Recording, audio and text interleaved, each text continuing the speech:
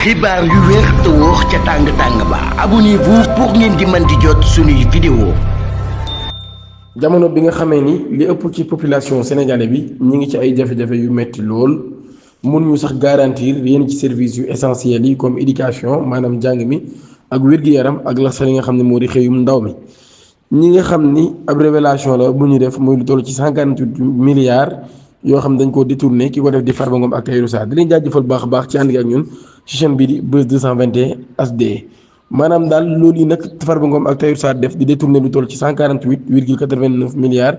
loolu yi nag daal nee nañ ab crime la boo xam ni sénégalais mënu koo baale ñoom ñi nag ñu joxe ab caution bu toll ci 442 milliards di ay kàddu yoo xam ne Alioune Badara Mboup mi ngi koy xamle ak ab titre foncier bu 8000 hectares. loolu nag daal nee na du dara rek du dul ab saaga woo xam ne saaga nañ ko nag sénégalais yi mu ni nit ñooñu daal dañoo nag daal wut koom-koom ci boppu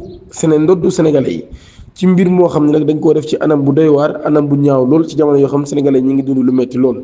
mun nag jamono boo xamee daal ay milliards ñu ngi disparaître ci ay poches nit ñoo xam ne nag ay nit lañ yoo xam ne seen poche bopp rek lañ koy def. suñ hôpital yi daal ñu ngi nii nekk ci ay jafe-jafe ñu am système de santé bu bon lool boo xam ne sax jamono ji dafa nekk en ruine ñu ñàkk ay équipement yoo xam ni dañ koy soxla ngir hôpital yi comme lu ci mel ni radiothérapie ji nga xam ne dafa nekk en panne jamono ji ak hôpitaux yu baree bari yoo xam ne jamono ji daal dañoo am ay problème rawatina nag ñi nga xam ni ñoo nekk am feebaru cancer dañuy dem à l'étranger maanaam daal bitim réew ngir faju lu ko may rek dinañ ñàkk li nga xam ne moo di seen bakkan mu ne jigéen ñi nga xam ne sax dañoo dem ba tollu ci di am doom ak yooyu noonu ci ay conditions yu doy waar lañ koy amee amuñu ay matériel médical yoo xam ne dinañ leen mën a taxaw mu ne parfois sax ci suuf la ñuy amee li nga xam ni moo di doom mu ne nag ñi nga xam ne ñoo di médecins yi ñoom ñi daal dañoo dem ba sonn lool ba mënuñoo sax taxawu seen ñi nga xam ni ñoo feebar ak yu ni mel mu ne sax loolu yi moo tax ñu dem ay grève ak yooyu ndax conditions yu métti yi nga xam ni moom la ñuy liggéeyee ak ñàkk ñi nga xam ne seen salaire sax parfois dañ koy ñàkk a jot mu ne nag am na ay xale yu ndaw yoo xam ne jamono ji ñi nga am ay éducation yoo xam daal ci ay conditions yu métti lañ koy amee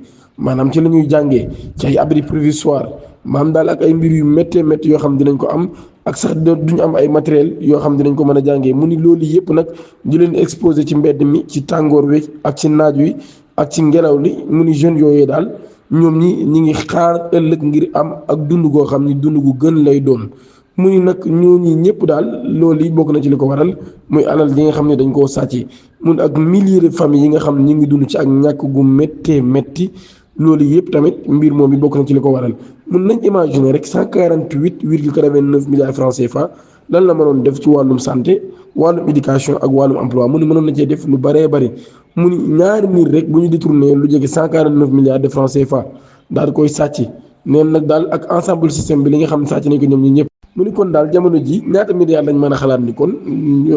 ñi ngi nelaw ci ay compte secret wala sax ñu daal koy investir ci ay biens jaarle ko ci ay luxe yu ni mel mu ni kon ci loolu yi daal président Bassirou Diomaye Diakhar Faye ak le premier ministre Ousmane Sonko askan dañ leen war a jàppale ci combat boobu ngir ñu mën a récupérer xaalis boobee nga xam ne sàcc nañ ko askan wi mu ni justice nag daal dafa war a nekk justice boo xam ni justice bu tegu lay doon bu jaar yoon ndax daal jamono jii nag toll na ci jamono joo xam dañoo war a jël seen responsabilité ngir rendre compte ñi nga xam ñoo di askan wi loolu yi di ay kàddu yoo xam ni loolu yi la xam le ñeel mbirum xaalis boobee ñuy tudd ki nga xam ne moo di Farba Ngom ak Tahirou Sarr ci loolu yi Tahirou Sarr mbirum Tahirou Sarr boobee Guy Marius Sagna daan na ci def ab poste di dénoncer mbirum Tahirou Sarr daal nag maanaam terre yu bari yi nga xam daan na koy am muy nag daal 8000 hectares de terre en Mbane loolu la Tahirou Sarr am mu ne kon Tahirou Sarr daal mën nañ jàpp ni moom 0,04% ci superficie du Sénégal maanaam daal Sénégal boo ko doon cité Tahirou Sarr moom 0,04% loolu nag nekk ab spoliation foncière muy accaparement des terres déclaré Guy Marius Sagna kon moom mii daal mi ngi jàpp ne kon Tahirou Sarr dafa sàcc ci suuf soosee daal di koy jël nag ci loo xam ne tegu ko benn yoon ci li nga xam ne moo di dëgg ci ab post boo xam ni journaliste bi di Adama Gueye daan na koy def ci page Facebook am mi ngi sàkku daal ñu daal di dellu si ki nekkoon jiitu réew bu Sénégal Macky Sall ci réew mi di réewum Sénégal moom mi nag daal neen l'extradition de Macky Sall moom mi moo war a nekk nag li nga xam ni moo di priorité centrale numéro 1 du Sénégal mu ni daal moo war a nekk nag priorité bu njëkk ci réewum Sénégal mooy ñu delloo si Macky Sall ci réew mi mu ni dafa war a tontu ci crime yi nga xam ne def na ko loolu yi la daal di wax daal mu ni nag amul benn légitimité moom Macky Sall daal dañ ko war a traqué te dafa war a dellu si ci réewum Sénégal su Farba Ngom daanoo ñu bari ci ñi bokkoon ci parti bii di APR dinañ daanu te parti boobee sax dinañ ko tas justice dina mën a am sax occasion ngir jàpp ki fi nekkoon njiitu réew bu Sénégal Macky Sall. loolu yi day kàddu yoo xam ne daal dañoo wax ne ki nekkoon député vice président assemblée nationale Moustapha Cissé Lo moom moo ko xamle waaye moom mi nag daal nee na waxul loolu yi de ci ab note boo xam daan nañ koy publier moom mi daal kon daan na défendre boppam daal di nag discours bii waxuma ko dañ koo def rek ngir daal di yàq sama image waaye nag loolu yi daal maanaam yàq nañ ko mu ni man mi daal du man maa wax ji mu ni man depuis bu yàgg ba léegi damaa rek nekk di xool maam daal damaa nekk ko xam damaa noppi di xool mu ni nag lépp loo xam ne commentaire la bu jëm wàllum politique ak yooyu noonu ñun daal man maa ko wax di jublu ci loo xam ne lu bon la loolu yi manque courage la rek boo xam ne nag bu jéggi daayo la loolu yi la kon la Moustapha Cissé Lo daal di xam. ba tey mën na ni depuis ay fan ba léegi daal ab rumeur buy wax ni ki nga xam ne moo di Wally Seck média Sénégal yëpp di ko wax moom mu nekk ab chanteur bu ñëpp xam ñuy wax ni daal dafa nekk nag rek di divorcé ak ki nga xam ni moo di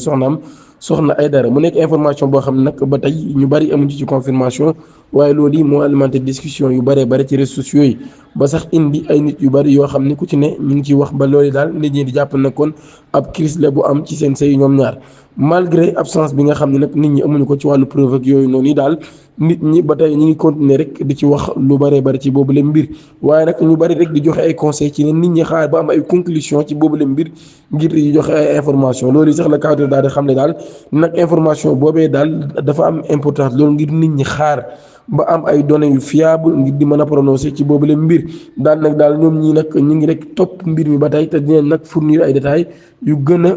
am solo wala sax yu gën a leer bu ñu ci amee information. homme d'affaires bii du Tahirou Sarr moom mi daan nañ ko place sous mandat de dépôt ki def loolu yi di le juge d'instruction financier daal di koy yóbbu ca maison d'arrêt de correction MAC de Rebeuss ba tey information ñu am daal ñi nga xam ne l'homme d'affaires bii nag daal nañ koy affecté ca chambre 36 moom mii nga xam ne nag daal na fay nekk ak beneen poids lourd di Khadim Ba directeur général de Loca Afrique ñu daal koy incarcéré depuis octobre 2024 loolu nag daal ñun nag loin de son confort habituel Tahirou Sarr kon daal nañ koy obligé daal mu daal di adopté nag ci ab dund goo xam ne dund gu mën a du nar a métti la lool xaar kon daal ba ñu àtte ko ba pare ci àtte boo xam sax jàppaguñ ban date lañ ko war a àtte. binnaaw bi ñu leen giiñee mbirum détournement de deniers publics placé leen sous mandat de dépôt Farba Ngom Tahirou Sarr ngeen Demba Touré daan na wax ne daal ñoom ñaar ñi nekk buñ moytul lu metti na leen dal maanaam ay peine yu méttee nañ ko teg seen kaw ci ab rencontre boo xam ne MOUDAP doon na ko def muy mouvement doomu daara patriote di MOUDAP ngeen Demba Touré daan nay rappeler les dispositions de l'article 152 du code pénal sanctionnant l'escroquerie et détournement des deniers publics maanaam daal daan nay wen fàttali nag 152 maanaam l'article 152 du code pénal boo xam ne daal dafay sanctionné wala tegi daan ñi nga xam ne dañ leen di giiñ wàllu njublang muy escroquerie ak détournement des deniers publics maanaam daal muy tëdd ci alalu askan wi. moom mi sax ngeen Demba Touré daal ñi nga xam nag ñooy ay ordonnateur des dépenses maanaam ñi nga xam ne daal ñooy gérer joxe ndigal ci wàllum dépense ak yu ni mel ak ñi nga xam ne ay gestionnaire lañ ci deniers publics daal moom mi ngi leen avertir mun nag daal bu fekkee daal dañoo yor xaalisu askan wi. am yenn responsabilité yi waruñoo sedde ci benn pression loolu yi tamit daan na koy xamle ci loolu nag ci la ñëw ci li nga xam moo di sanction yi nga xam ne moom moo leen di xaar daal di ñëw sax ci 3 infractions yi nga xam ne daan na koy lim muy détournement des deniers publics des fonds et escroquerie portant sur les deniers publics détournement des fonds est une infraction grave mu ne daal détournement des fonds nag infraction bu doy waar la lool mu ni parfois sax ay délinquants ñoom ñoo koy def mu ni ay délinquants kon ñoom ñooy def mbir mu ni mel mu ni nag infraction bi gën a dansé moom mooy escroquerie sur les deniers publics maam daal njublang jëmale ko ci li nga xam ne moo di alalu askan wi waaye nag tuddul tur benn yoon waaye nag daal nay def ab allusion ci mbirum ex député bii di Farba Ngom yàlla koy incarcéré bu yàggul dara maam ci ay mbir yoo xam ne nag nuróon naag mbir yu mu def ci ay peine yoo xam ne daal wax na ni loi bi li mu wax rek mooy ñaari catégorie la am des citoyens bu dee citoyen lambda daal mën nañ ko tëj entre un an ba 5 ans de prison en cas de condamnation. En revanche bu dee nag ab personne la boo xam ne nag maam dafa am ay responsabilité publique maam daal nit boo xam ne dafa am ay responsabilité publique comme Farba Ngom ak yu ni mel mën nañ ko tëj ba 10 ans maanaam fukki at mun nag loolu yi daal concerné li nga xam ne les agents civils fonctionnaires les officiers publics les ministres ainsi que les mandataires publics y compris les députés mu ni daal loolu yi ñooñi la concerné maanaam daal ñooñi moom la mbir moomee concerné nga xam ne ñoom mën nañu tëdd kon fukki ati kaso ba lu ko jege. di leen jaajëfal bu baax a baax ci ànd gi ak ñun ci chaîne bii di Buzz 221 HD di leen ñaanal ngeen abonné suñu chaîne YouTube te activer cloche notification bi ngir bañ a rater suñu yeneen i vidéo jërë ngeen jëf.